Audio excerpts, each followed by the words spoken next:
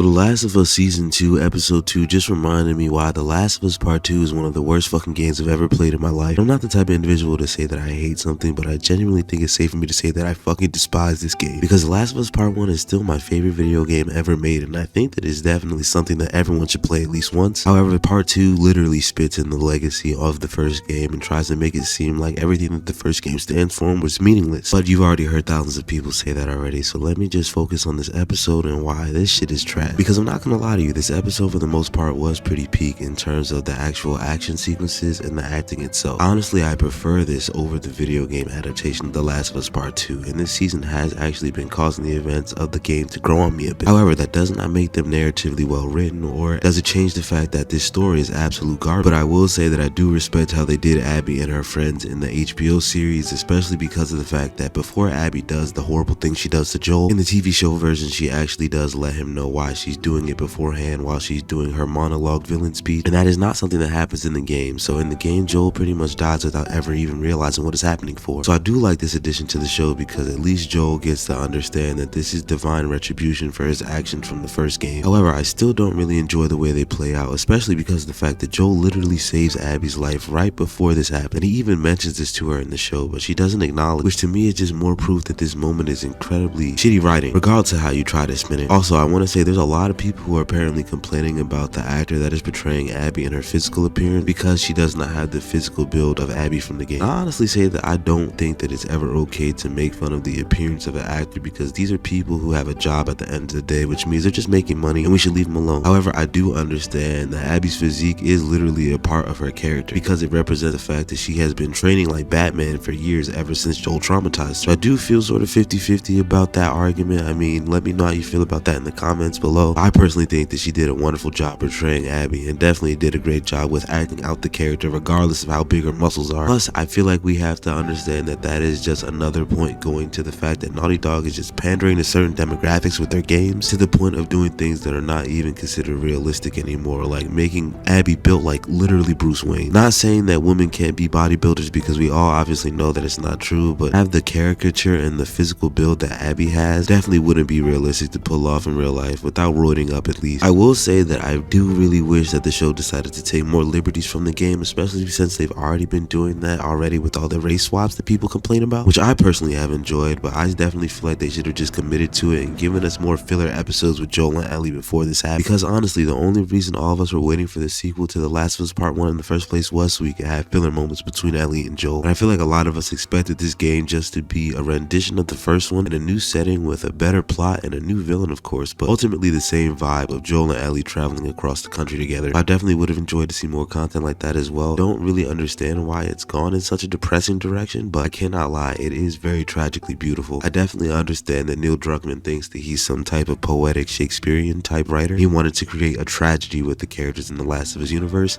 and he definitely has succeeded. Regardless of how you feel about the events of the game, the writing and the narrative point of revenge being a bad thing that ultimately costs you everything is definitely there. However, I don't think anyone was waiting or wanting that story to be told with this game. I feel like the original game was kind of about parenthood and how as a father you will do anything to protect your children, and I think that that narrative definitely could have continued into the second game in some way, and we could have even had the plot stay relatively the same. Maybe making Abby the leader of the WLF and have her maybe somehow infiltrate Jackson and search for Joel would have definitely been a better implementation than what we got. I also feel like the plot definitely needs to do more with Ellie's immunity and the Fireflies. I think we should have definitely got something that was more specific to that rather than just some random girl getting revenge, especially because it seems like the whole purpose of it was just to narratively swap out Joel and Ellie for some more liberal leftist progressive versions of the same character, since Abby and Lev are pretty much just Ellie and Joel if Ellie and Joel were just a woman and a character that's LGBT. And that coupled along with the news that Naughty Dog literally threw out and scrapped The Last of Us Online solely to work on another female protagonist video game character goes to show you what their agenda here is, which is literally just to pander to different demographics than what gamers even are predominantly, because they're trying to make money and branching out to other venues, and they're trying to brainwash people and propagandize us through the media we consume. But before I delve into all those deep layers and aspects of it, let's just talk about why this specific episode is ass, because obviously we have the Joel death scene happening here and no one was enthusiastic in seeing that, and I will argue that in some ways they definitely did handle it better than the video game. Like, I literally busted out laughing during the scene where Abby's in the middle of her speech picking taking out the golf club and Joel literally tells her to shut the fuck up and get it over with. Like, stuff like that is perfect, and I definitely love the fact that they added that into this episode. However, that doesn't change the fact that this is Joel that we're talking about here, and this is his death scene, and it is literally the cringiest death scene that you could give to a badass military character like Joel is. I mean, this guy survived the apocalypse for literally 30 years, wiping out innocent people and bad guys all alike solely in the name of survival. And when you think about it, he just gets bitch slapped by a little girl with a golf club and then stabbed in the back of his neck as an old man. That's a real shitty way to go out. And I don't understand the writing implications behind it, but I do like the fact that they didn't have Tommy present for it, because realistically, I don't understand how Tommy was present for it in the game. If Tommy was there, none of that shit should have went down. And instead, they had Tommy branch off into defending the town from a horde of infected attacking them in Jackson. And I really love what they did in that with this episode, because Tommy is a badass character and he needs more screen time, and they definitely provided him with that, and he definitely gets to shine. He pretty much defends the entire town from a bloater and a fuck ton of zombies, and we even get to see him take out a bloater with a flamethrower at close range, and this is Tommy at his best right here. It really makes you wish that they gave us a video game or a DLC where we got to play as Tommy more, and I really appreciate his implementation in the no return game mode because of the fact that Tommy is literally the most overpowered Last of Us character when you really break it down. But yeah, the scene with them defending Jackson and letting out the dogs that attack all the infected were easily a 10 out of 10 in my opinion, and I definitely enjoyed that part of the episode. In fact, were it not for the Joel death scene in this episode, I would consider this to be the best episode of The Last of Us, and I would say it's a 10 out of 10. But because they chose to remain faithful to the shitty ass video game that this TV show is based upon, I have to acknowledge that the writing is dog shit and both of these are trash, solely because of the fact that that is not how you kill off the best fucking video game character in history, man. And it could just be the saltiness and the grievingness of it, I'm not gonna lie. And I also forgot to mention that I also was in tears laughing during Joel's death scene because of Bella Ramsey's acting during the scene. And ultimately, I know there's a lot of people who aren't happy with her portrayal of Ellie, and I'm not going to be one of the people who's shitting on her looks for that, because ultimately she's a kid. I mean, I'm sure that she's grown, but I'm not the type of person to make fun of people's physical appearances just off the whim of me liking a character, especially because when you think about the fact that it's sort of creepy how she started off playing a 14-year-old and people were talking about how physically attractive she is. There's a lot of weirdos on the internet, including everyone that's bitching about what Bella Ramsey looks like. All of y'all are weirdos to me. You can have your personal opinions and make jokes or whatever, but I'm not gonna join in on that. But anyways, I did end up laughing during the scene where she was screaming at Joel to get up, just because I don't know what it was, bro, but it was hilarious to me. And I really feel like if she would have just called Joel dad in that moment, that literally would have changed the entire events of the game. Like, maybe she could have guilt tripped Abby into feeling the same guilt that she felt when she discovered her dad dead at the hands of Joel, into not wanting to put another girl through the same thing she went through. If she would have just called Joel dad here, maybe she could have saved his life, but we will never know, because Abby literally stabs him in the back of the throat with a broken golf club and kills him right in front of her. And that's where I mentally tune out of the episode, just because it's shitty ass writing, man. I don't know what else to call it. Like, it's just bad. If there was some type of narrative meaning to this other than revenge is bad and it makes the whole world go blind if you do an eye for an eye, I would love it. But to me, it's just a tragedy for the sake of being a tragedy that doesn't necessarily build upon the events of the first game and the narrative that we were first given. I get that this is a direct consequence of Joel's actions in the first game, where he decides to kill all of the Fireflies in order to save Ellie, but that is something that literally anyone else in his same shoes would do. So I don't think it makes sense to have him experience karmic retribution for it in such a goofy ass way. Maybe if it was a death that came along as a redemption later on down the line after Joel and Ellie got to face some other type of major threat, I wouldn't have a problem with it, because in the sequel to The Last of Us, especially with Joel pushing 60 something, it definitely would make sense that it's his time to go. But just the way that they did it and how they kind of just forced their way into Jackson and into Joel's peaceful environment instead of Joel and Ellie having to find their way out into that, I think it just sucks. I think it's just an unnecessary plot device that was used just to rush a game out in order to make money and make sales. I don't think Neil Druckmann had any real ideas as towards how he wanted to continue The Last of Us as a franchise, so he just kind of shoehorned a revenge plot together and thought that he could make it work if he made it tragically beautiful. And I don't want to take away from the man's writing, because this game is tragically beautiful. However, I hate this game because it definitely does not make the first game memorable anymore. When you realize this is how it all ends up. After the events of The Last of Us Part 1, you definitely feel like they're facing a bleak and tragic world and universe, but there's still hope in the fact that Ellie is immune to the virus, and now she has the love of her father to carry her. In spite of everything that they lose, the first game is meant to teach you that Joel and Ellie have each other,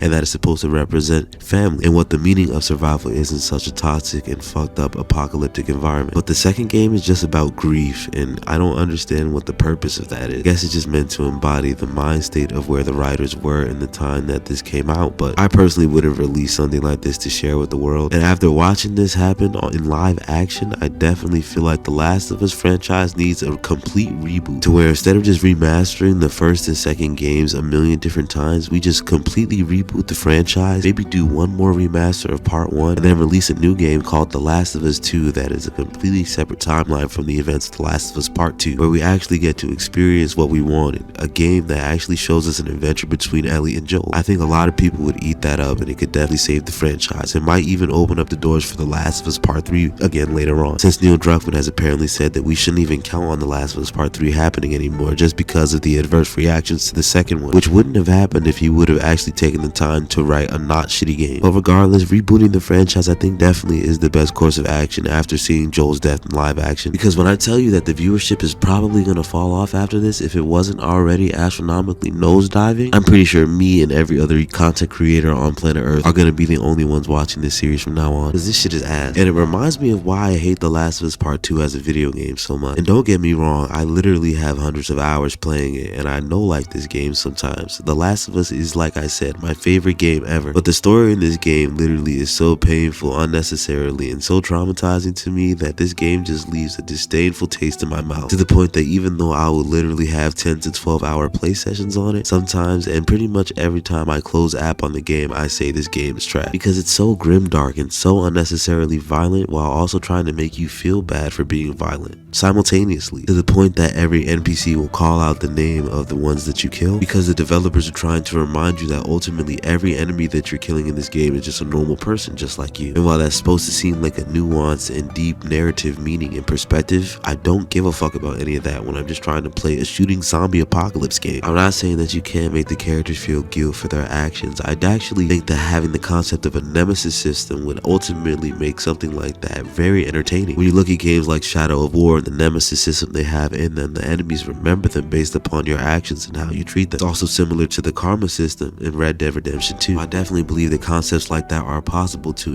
even amplify a game and its success and gameplay. However, the way that it's done in The Last of Us is just not how I would prefer it, because there is no ambiguity and there is no choice. The game simply just tries to make you feel bad for playing, since there is literally no way to play it without being violent. I mean, yeah, I guess you could technically sneak past most of the enemies, but you have to use violence in this game. I don't understand what the purpose of making the characters feel bad for being violent is. However, I do recognize the fact that if it's meant to be a cautionary tale, it is a very good one, because ultimately on either sides of the revenge spectrum, neither of the characters that we played as ended up with what they wanted in the end, because they sought revenge and lost everything because of it. And I definitely do see the irony in the fact that Ellie is meant to be the savior of the world, since she is immune to the virus and even has the potential to create a cure, but due to revenge ends up being the one to basically set the world on fire and tries to destroy everything and everyone around her because of it. So there definitely is some great writing moments in this game, and I'm not trying to argue that the game isn't amazing in its own way. However, this is not the sequel that any of us wanted, and I don't think that anyone is going to react kindly to what they saw last night with the death of Joel. Obviously, all the people who played the video games are going to be butthurt about it, but all the people who haven't played the games and just watched the show are going to have it even worse, because they don't realize that they're going to have to basically watch 2 more seasons of Ellie and Abby going back and forth trying to kill each other, just for it all to really not end up amounting to anything in the end, which is another reason why I think this game is absolute dog shit, because if you're going to do something like make us go on a revenge plot,